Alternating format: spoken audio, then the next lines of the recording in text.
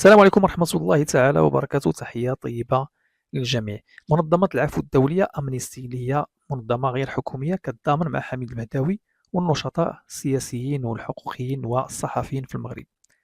اليوم كيهضروا على حميد المهداوي تزامنا مع المحاكمة ديالو مع موهبي يونس مجاهد في المجلس الوطني للصحافة. نسمعوا لهذا المدير هذا ونرجعوا لكم. It's Paul O'Brien. I'm the Executive Director at Amnesty USA. I'm up here in our Action Alley at our annual general meeting. I am so inspired by this stand. It's bringing attention to the remarkably brave Moroccan activists who have given so much. Here, Hamid Al-Madoui, he is still free, still speaking, but he's been constantly sanctioned by the government. He's under threat. He's on the front lines of facing authoritarian practices in a way that we're starting to feel much more viscerally here. We can learn so much from the activists in Morocco who are facing up to these challenges right now and still speaking out, still speaking bravely for human rights. It's such a inspiring thing to be here, and we take lessons from it for the work we have to do.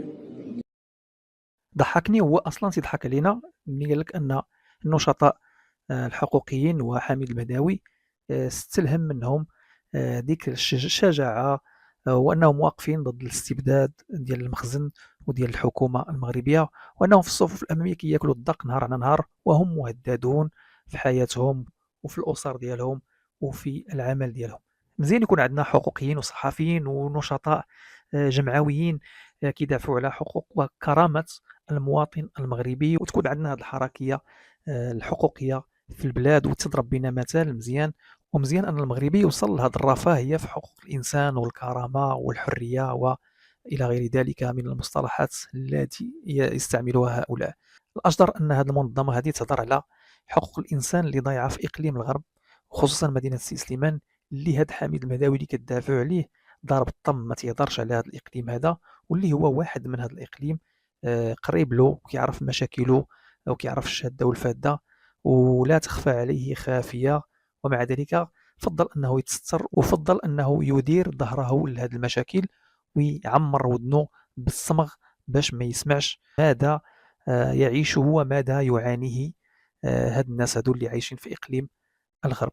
وجميل جدا أنه يكون عندك نشطاء أقوياء وشجعان كيف ما قلتي كيدافعوا على كرامة المواطن بالأساس ويوصلونا للرفاهية المطلقة كيف ما كتعيشوها نتوما في البلدان ديالكم، في أمريكا، في أوروبا، في أستراليا، في اليابان، في العديد من الدول اللي عندها واحد المساحة كبيرة لحرية التعبير وحرية الرأي وحرية وكرامة المواطن.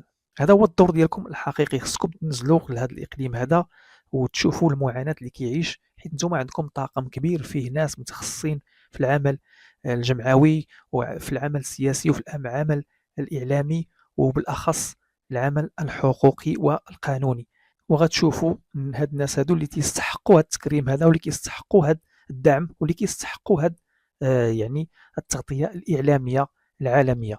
منظمة العفو الدولية راه كنعرفوا حنا شنو الدور ديالها من نهار تأسات، عمرنا ما سمعنا شي خبر على أنه خرج شي صحفي أو لا جمعوي أو لا حقوقي خرج من الحبس في معتقلات ديال الدول النامية أو الدول الديكتاتورية أو الدول اللي عندها انتهاكات جسيمة في حقوق الإنسان.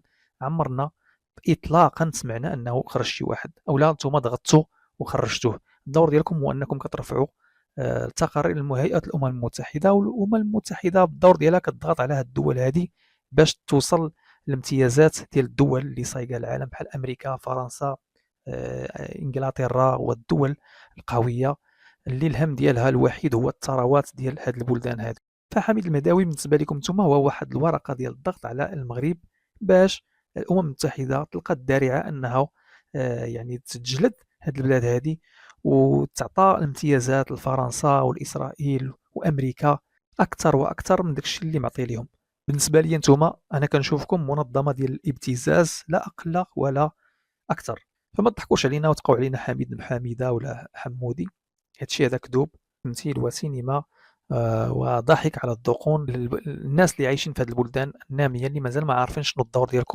فانتوما كتهضروا على واحد رمى نفسه الإقطاعي كبير يدمر إقليم الغرب بأكمله، أتى على الأخضر واليابس. ودارت له تغطية إعلامية من عند حميد المهداوي، وهذا تناقض كبير في المواقف والمبادئ، لأنكم خصكم ديروا لونكيت وتعرفوا حميد المهداوي مع من كيخدم وعلى من كيدافع، عاد دافعوا عليه وحتى حنا غادي ندافعوا عليه من خلالنا في هذا الوطن الحبيب. فحميد المهداوي أنا أراه كما يراه العديد من المغاربة، هو إنسان لا يستحق أن يكون صحفيا ولا مدافعا ولا منافعا عن حقوق وكرامة المواطن المغربي الذي ألهمكم بشجاعته وقوته و يعني تصديه للاستبداد.